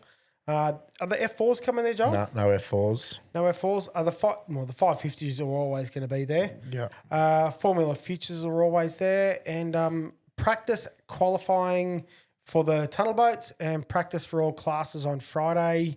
Saturday and Sunday will be racing. Pretty cool. Awesome. Yeah, so it's all on the June long weekend. So if you want to know a rundown of what's going on, the park and stuff opens up on Thursdays, and you can come there and set your pits and stuff up. No transporters or caravans will be on the riverside of the pit area. You probably already know that if you're turning up with your transporter. Friday's just scrutineering, and then they'll have some practice for the AFPGP. I think you got practice in one race. Yeah, it says they got racing from 11. Yeah, so I think practice starts at 11, and then I think later in the afternoon they got one race. Yeah. Or at least quali anyway. So I'd say the bar and stuff will be open Friday as well. There'll be food vans out there, so if you need any food, that's all covered. Saturday, main racing day, they do have some scrutineering on Saturday morning if you can't get there Friday, so that will be very, very early in the morning though. And then racing starts at 8:30 a.m, permitting the fog. As we know, in winter, the fog can hang around a bit. So that's the plan. And Sunday is much the same, starting racing at 8:30. Smack. Can't wait. What's the camping like, Joel? Run us through camping for people that want to come and just watch and camp there. Well, just general gate. You can get in for $10 Friday, $30 Saturday, or $35 Sunday, or 3 days is $70, or the Saturday Sundays $60. Students up to 16, so from 12 to 16 is $5, $15, $20, or $35 for 3 days, or $30 for Saturday Sunday. Under 12s are free. Awesome. And if so you bring your kids. Yeah. And if you're camping, there's $20 per person per night, or $50 for the 3 nights. And students are $10 per night. And if you're not camping, why not? Yeah. Because it is the best race meet to camp. I'm not sure there'll be any left, but there'll be room out the back somewhere. There's always room, but yeah. There's always room if you just got a tent and stuff. Yeah. There'll always be something. There'll be definitely no powered sites. Well, those Joel's taking all of them. Year. Tracy told me, she goes, "You've got your square, views can work it out." Yeah, we're the same. Yeah, between your 8 caravans, you guys know where you put yourselves. I said, "You give us our square's pretty big. Like we don't need that much room." She goes, "No, you've got it." All right. I'm foregoing my caravan this year and going to stay in the house. Don't doubt it. But I kind of had to because Juz didn't have a spot. So didn't he? if I leave my caravan home, he can take my spot. Oh, he normally stays on the backside of where I stay. Yeah, well, he obviously didn't have that. Yeah, Why this year. don't you take your caravan down there for Juz to stay in? He's got his own. got his own. Okay. He's got his own better one. Yeah, so Tracy did ask, said, "Are you staying in the house or your caravan?" And Mal said, "Probably the house." Yeah. She goes, "Good, because I've given Juz your spot." I thought you would have got your old man to stay in there. What's he doing? Oh, I don't know. He might not come down if we're not running a boat or nothing. Fucking pussy. So that means that you should have convinced me more to bring the orange boat down for you. Yeah, I told you. Yeah. Anyway, just on Dargle too, before we move on, you probably already know. We should have mentioned it a few weeks ago, but we were told not to because it wasn't fully passed through council and stuff yet. But the new jet sprint boat that I talked about a little while ago is actually at Dargle. I'm so keen for that. So yeah, it's going to be pretty cool. That's going to be mad. Another little attraction for Dargle. I've told them they might as well turn the joint on motorsport joint. Yeah. Build a big burnout pad, go-kart track. One of their speedway mates, you know Gavin that had the midget car that Matt was racing? Yeah. Well, he said, why don't we build a speedway up the back? So, That'd be mental. Yeah. It would be cool if you get it all passed through council, but I highly doubt that everyone's going to be happy with all that kind of noise there. Like that sounded run up the valley if you put it at the back. Yeah. Imagine sprint cars flogging around and get those little what are they 500s? They're 500s or whatever they are. Yeah, Those zippy things. yeah, that'd be loud. That'd be doing some echoing. I could hear that at Windsor. But yeah, that's the new jet sprint boat track. So that's going to be pretty cool. I've seen the plans, know exactly where it's going, and 15th of May, 2027. yeah, final Right. round Yeah. for them. So are they going to be cutting that out with like a scraper or? No, I'll dig it out with I excavator. don't know, to be honest, because I don't think they're actually doing the work. I think the jet sprint Is it guys going, that have you've seen the organised map. Is it going up the backpack or No, is it going it's- where the motor track is? It's the road side of the motocross track, so it's pretty much straight out from Chris and Tracy's house. Shit. Yeah. What a where viewpoint for them. Where that The- old boat and that is in that paddock there. And it makes Yeah, sense not because it's quite not that the far most down, though. access to the right, water. yep. Like the creek's Yeah, still yeah. thick there, So so they can the- get the water into the car park for the joint, they're going to turn half that first turf paddock into a car park. So the bit that's not really turf at the minute, that's all going to get like mowed down and just be a car park paddock. So they just walk around the creek in through the little gate, where the little wash bay is there on the road. You walk in through there and that's your entry into thing. Yeah, and all the pits and stuff will be behind the motocross track. So there's The paddock behind the where motocross people track, park. there's a fence. Yeah. And then so in the valley from that will be the motocross track, but from that fence back to wherever they start the thing will be the pit area, and then there'll be a ramp on that side, and then it'll be pretty much all the way down will be jet sprint track. Yeah. So book your camping for that now too, because that will also be sold out. Yeah, Tracy's already had Yeah. requests for camping on spots. those dates. So yeah, if you want to come watch that, book in. Just book me in every event, Tracy, please. It'll be the first great grandchild's birthday that day, so we best get ourselves a spot booked because I don't think anyone will be coming to his party.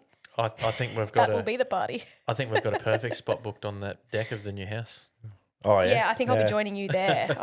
Yeah, that would be sick watching from up there. I think it's probably just a touch too far away to see it really good. You're probably not elevated quite enough being that far back, away, but I reckon we'll see. if you can get your hands on some containers, I'd be putting some containers with some set of ladders at the back of it, and then make a frame like viewpoints, Yep. stands. Yep. Yeah. That'd be The sick. organisers will be all over that, I would say. Yeah, they're 100%. doing all that. Yeah, so there's going to be nothing permanent on the ground besides the boat ramp. Yeah, but obviously the track's gonna. Yeah, obviously the track. But yeah, I mean, like grandstands, there'll be none of any of that. It's all just going to be landscape, like a hill kind of thing, so you can all sort of see perfect. So when it floods, they just got to hose the ramp off. pretty much. Yep. That's the way it needs to be. Yeah, so that's Dargle. Have we got any other sport? No more Nah. sport? No, No one's got off the anything top of my else? head. You got any other funny sport you want to talk about, Chelsy? No, I don't think so. I was out at Fox switching the other week actually doing an overnight, and I did have to switch the equestrian. You know that sport? They count that as sport. Yeah. You know the coolest thing I've seen with the equestrian? Have you seen Snoop Dogg commentating it? Yeah, that's I have funny seen as clips shit. of that. Is it Yeah, an that- AI thing? Or No, No, that's he legit. genuinely did Yeah. it. Oh, Yeah. it's funny as fuck. We should play that because that is Yeah, that fucking is hilarious. funny It as- goes for a little bit if you watch the whole equestrian. Yeah, she's pretty run. long, but yeah. But yeah, it's fucking entertaining. It's funny as this Yeah. motherfucker's crip walking. Yeah. All right, well, let's get into the next segment. Clear as day, got the dart on the screen at the moment. book review. What dart did we hit, Hayden? We hit dart 12. Dart 12. So that puts us on page 61. So 61, there's a little bit at the top that sort of is from the previous page, but on the previous page, it's just a list of the trophies and stuff and the classes the trophies are for. So because that's on the previous page, we're not going to go through that. Even if it was on that page, we wouldn't go through that anyway. But there's a couple of little rules there that are just sort of general information about the classes and stuff. So I'll just read them. 1101.02. The classes for championships, speed and time trials, and special record attempts for the ensuing season are to be ratified annually by the association. So that's pretty straightforward. That just means though that list of classes there gets checked every year to see whether that's all the classes we still want to run, see whether we're going to add some or drop some off. So that's clear. Clear as day. 1101.03. The Stannard Cup race must be conducted in accordance with the regulations as set out in the deed of gift governing the race. It's pretty obvious. Clear as day.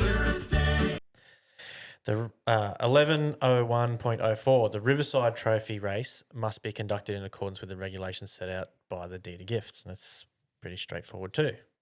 Clear as day. Last one, 1101.05.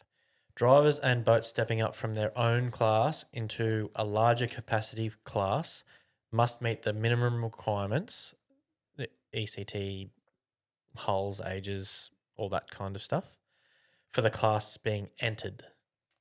So that means anything. So if you can get away with an open deck boat in your 4.2 boat or whatever you've got, if you want to step up to 5 litre, 6 litre, and they need cockpits, you also must have a cockpit, even though your class doesn't have to. Yep. Same as if you want to run unlimited, you need to be 18 years old. So if you're in a 6 litre and you're under 18, you can't run in an unlimited race That's right. because you've got to meet the requirements of Yeah. the class you're going into. Pretty straightforward. Clear as day. That was an easy one for the rules this week. Very easy. We could have made that a little harder and went to the next step. I didn't actually message Mikey because in case he did tell me to do that. Because we knew this one was going to be a bit long because we had Chelsy in here talking a lot of F1, so we shortened her up a little. So now we'll get into some questions. We get any questions this week, Jarl? We have two. One's not a question, but it's just a bit of info, and then we have a question after that. Let's hear it. Yeah, no, I'm back.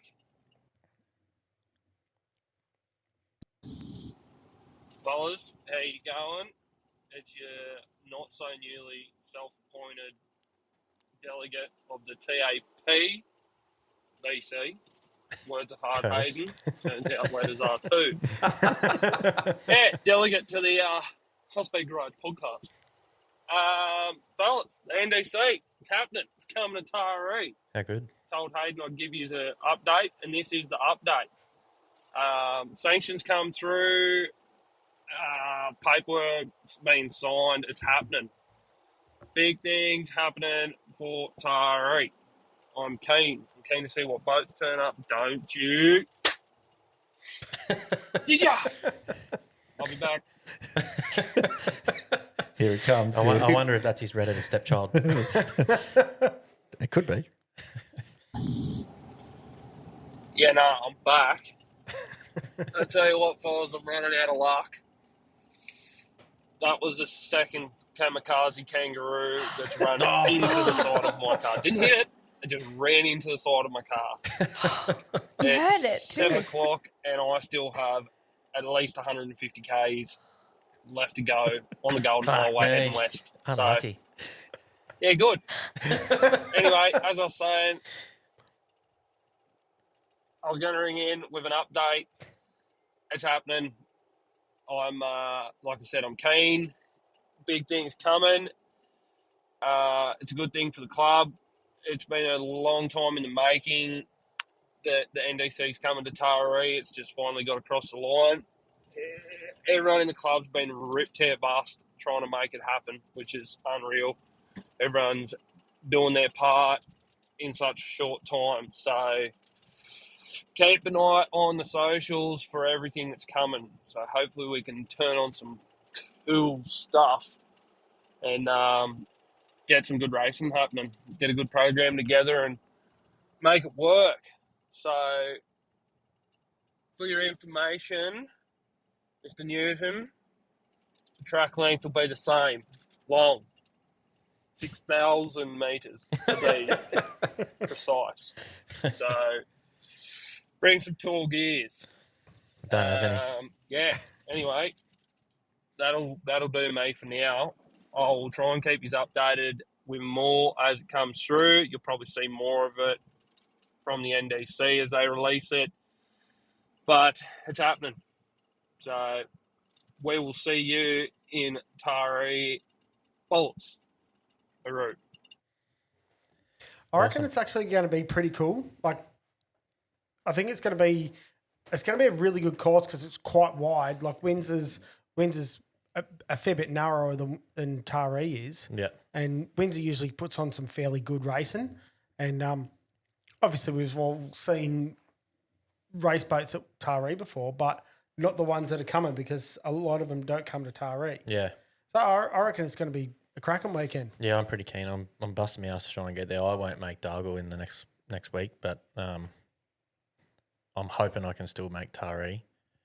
There's a bit more damage to the boat, as I said last week. Yeah. But we'll get there, and hopefully we can have a crack. And if what he's saying is right, I might have to take me 25s out and put me 29s in.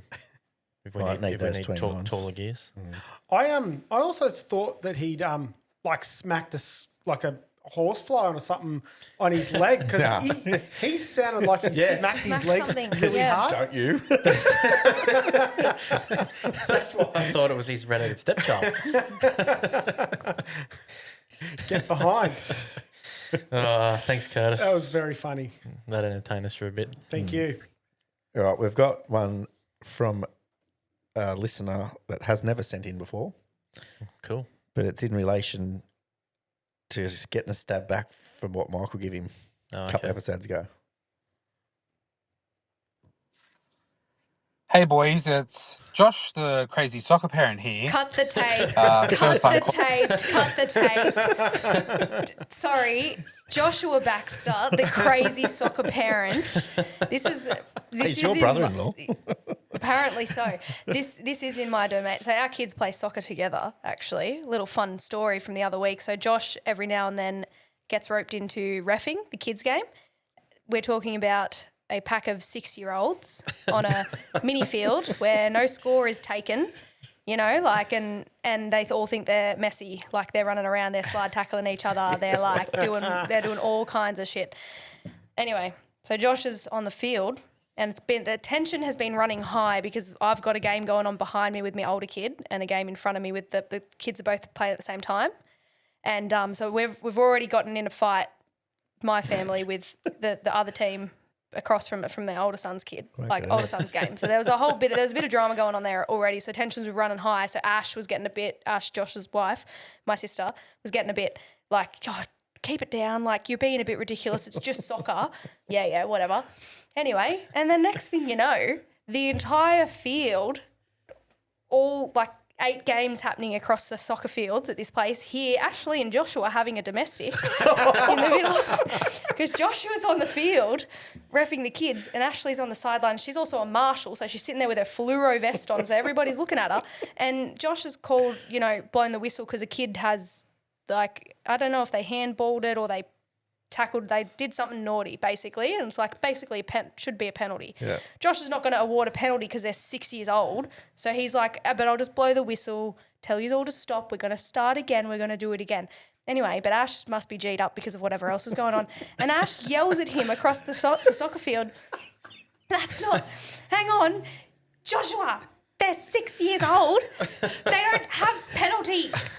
And so that she yelled, but not super loud, you know? So some of us, like our sideline hears, Josh on the field screams like you've never heard, like the whole place hears him, like parents from my game on the other field behind us, like on the opposite side of the other field, hear us and come over and ask us what happens after.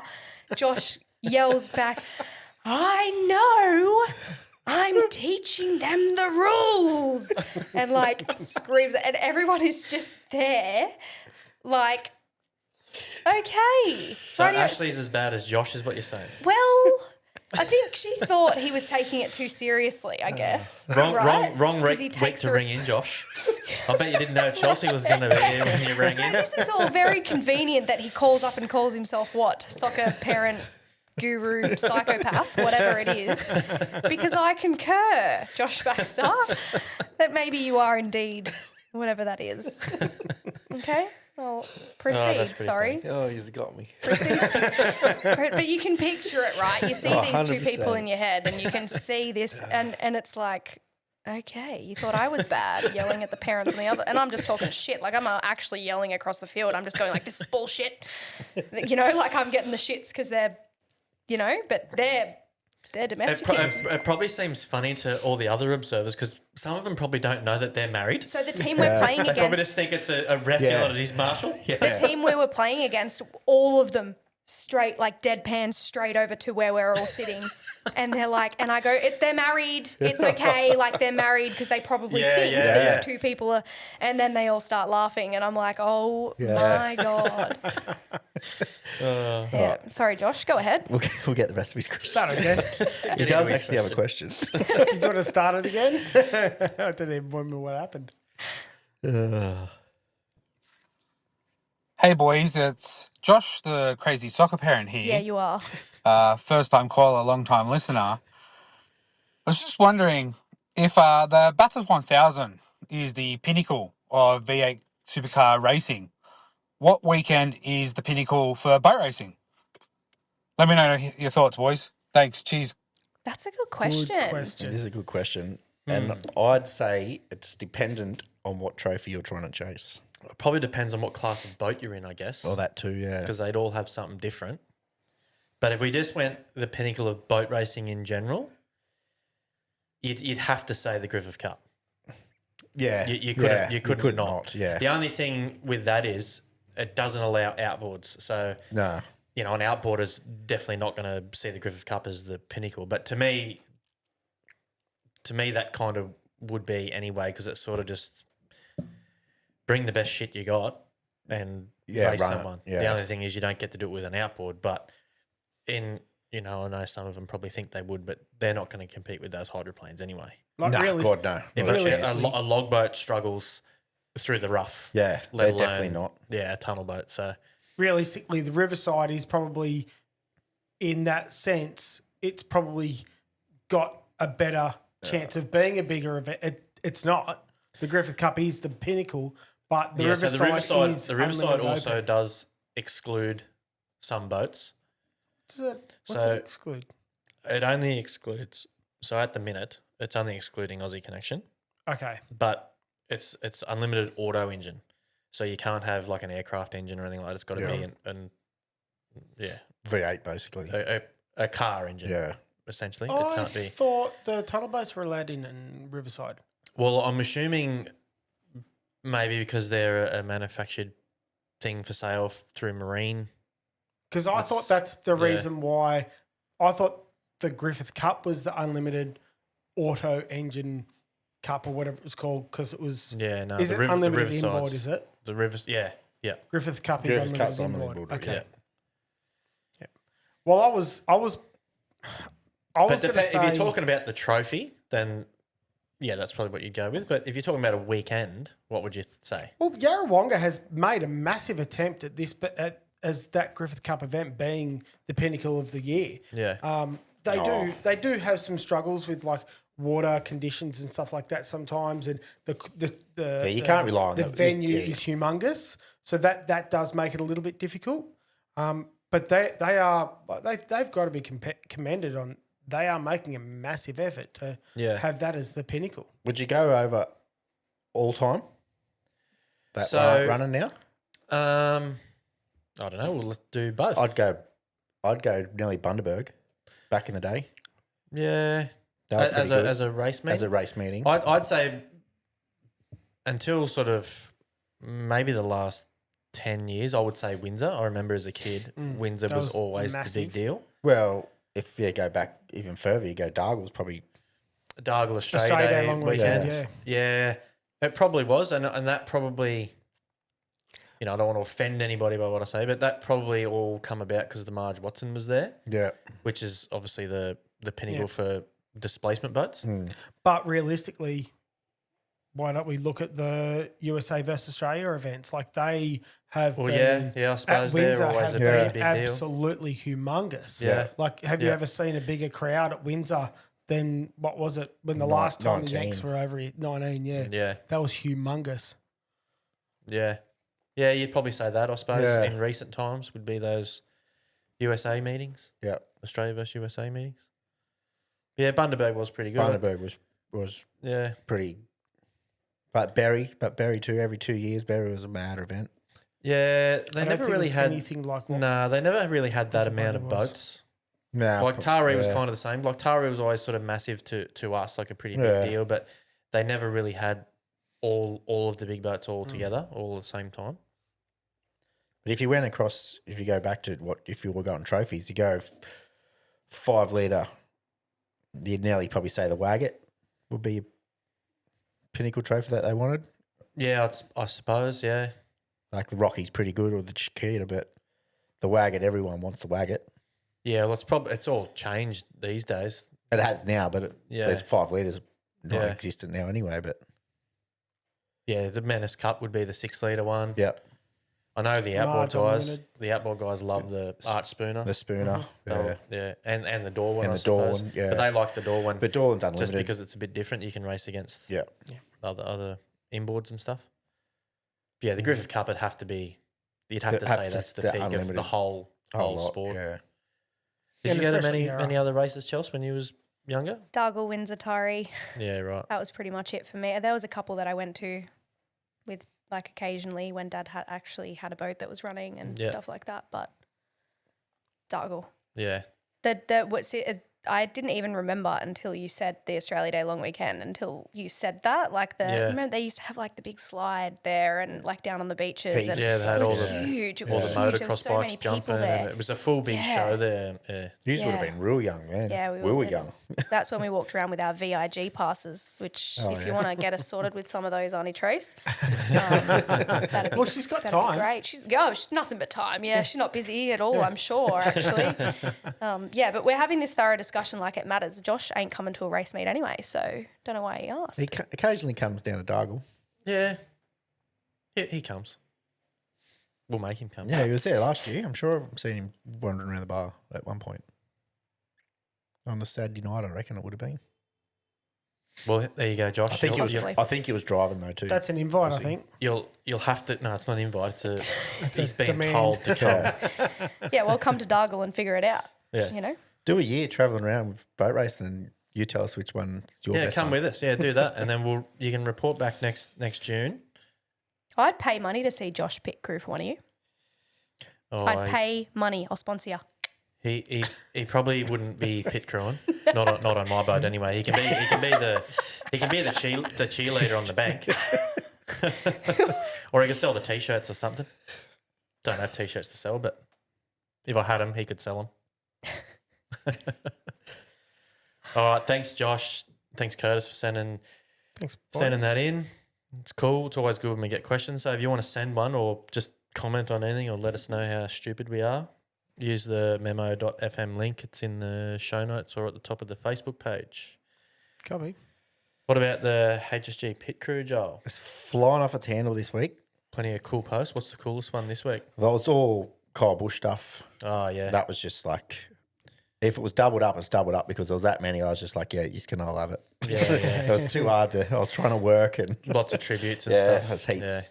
Yeah. I posted that tribute on the page, and The then I one think that from Dale Earnhardt, Dale that was Earnhardt pretty good. Jr. was good. I think that got reposted in the HSG, and then there was heaps of other ones that I hadn't seen, and yeah, I've just been busy to not look at them. But that it was running hot. That's for sure. Yeah. Yeah, as you probably would expect. Yeah. All right. Thanks, guys, for putting all your stuff in there too. We didn't put our little thing in from last week, but we can do that this week, I suppose. Oh yeah, cylinders. I completely forgot about that. Yeah. We'll get onto that tonight or tomorrow. All right.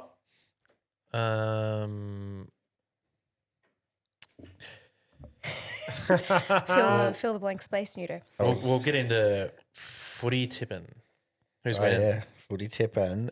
Yeah. I can't be getting beaten in No, the you're AFL not. yet. I'm one up on you now. Oh, you got that in the NRL? The NRL, I've got one back on Yeah, you. you got the one back. So I'm still second. Yeah, that one I lost. That was one I really needed because there was only like 3 of us that took South. Yeah, that was that's the the one again you a got tipping back. point. Yeah, and you dropped one actually.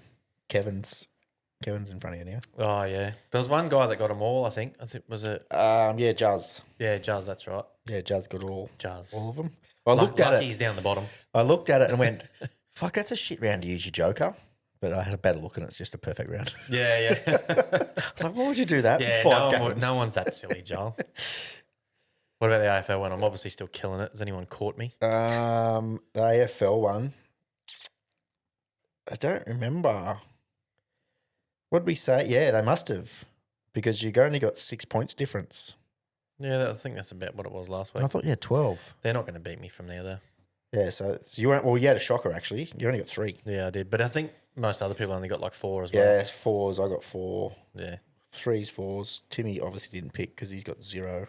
There's a couple. Oh, no, Greeny got 8. I was going to say someone got a fair few. Yeah, Greeny got 8, so that stepped him up. Anyway, if you Mexicans can't beat me in the AFL, you owe me something. So yeah. Are we going to tell them what our prize is yet or no? Nah, not yet. We're going to do a prize pack. Yeah. Yeah, something together. We'll tell you in some coming weeks. We've got it all in the pipeline. Which is code for we haven't done it yet, but No, we we will. have. We've organised it, but it's not fully finalised. So It's there. It's on its way. that was our team meeting on Sunday. Very productive. That was actually a very productive That was couple actually of really hours. good. Yeah. All right. Meme of the week. Meme of the week. All right. Chelsy threw one in. Oh, yeah? This is actually Finally. courtesy of Matthew. Yeah. So we play this one. Shall I give context? You can. You play it, but there's. So basically, it's just that music. But it's how to turn a soft tire hard in Formula One, obviously. You stroke the And tyre. it is the Ferrari mechanic from the Montreal race, and he is caressing the tire while it's still in its jacket. It's like he Nice and really is. warm. He really is. You've got to go and look it up. Just search Ferrari caress, and it'll come up. Laying on it, rubbing it, just nice and He gentle. actually is. That's what he's doing. So that's a good one. Yeah. He's making it hard. Oh, here's Michael's one. I want another baby.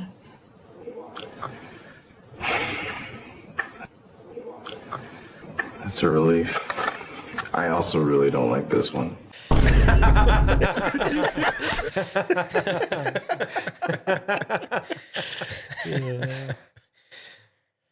That's a good one. It's like the bloke that gets a vasectomy and then goes, I still have the kids here.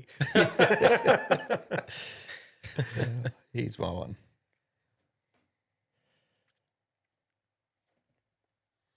Technology's hard. I just won't load. Oh, here you go.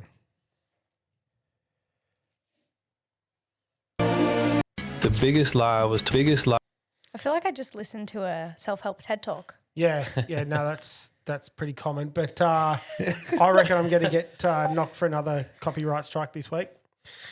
Just another song. Lucky I'm not a kind motherfucker then. Yeah, exactly. I'm an arsehole. Probably doesn't help either, though. It is what it is. There's a fine line. Yeah. Here's Hayden's. Your problem's not that you're poor, it's just you suck at being poor. If you want nice shit, you're just going to have to take some old shit and make it nice shit. Being completely useless is a luxury of the rich. And you're not rich. You're poor. If you want to be poor and just have old garbage, then fine, you're good to go. But if you're going to sit around and cry about how you have nothing nice, but then you're doing nothing to have anything nice, that's your own fault. If you're able-bodied and broke, that's nothing but opportunity. And if you're like, I don't know how to fix stuff. Yeah, no one does, until they do. You ever met a baby who knew how to do flat roofing? You're going to suck at it at first. But you're poor. If you want it to be nice, you're going to have to just keep doing it until it's nice. How true is that? That's why I service all my own fucking vehicles, because I'm too poor to pay someone to do it. Absolutely. Yeah, it's annoying though, because the amount of fucking, well, as you've learnt how many cylinders I had last week, the amount of servicing and shit I got to do it, fucking, it's my whole life. I get home from work and just work on shit. Gotta have the motivation too.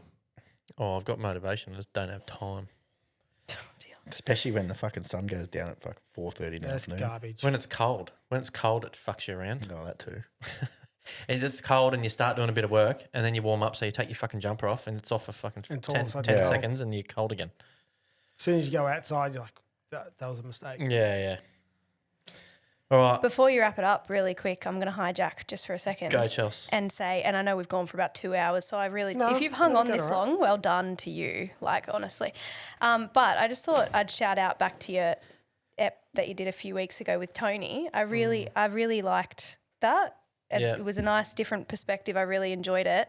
I also I thought it was good listen, something a little bit different. Obviously don't want that sort of stuff every week. You want to keep the regular format and stuff happening, but I'd be keen to hear if other people would be interested in hearing stuff like around when he mentioned, for me personally, when he mentioned Dad and spoke about what he'd done for him, and said, he wouldn't like to be talking about, he wouldn't have liked it when he was alive and all of that sort of stuff, which is very true. But it just made me think that maybe an episode once a month or so around like a legend or a, someone who wouldn't call themselves that. Yeah. But we should call them that. Yeah. Like a deep dive sort of into someone or something, because he mentioned that and it brings up a lot and makes you think about it a lot. Yeah. And we should have something, and that living as well, like we've got a fair few of them around us just sitting here that we know that we can bring in.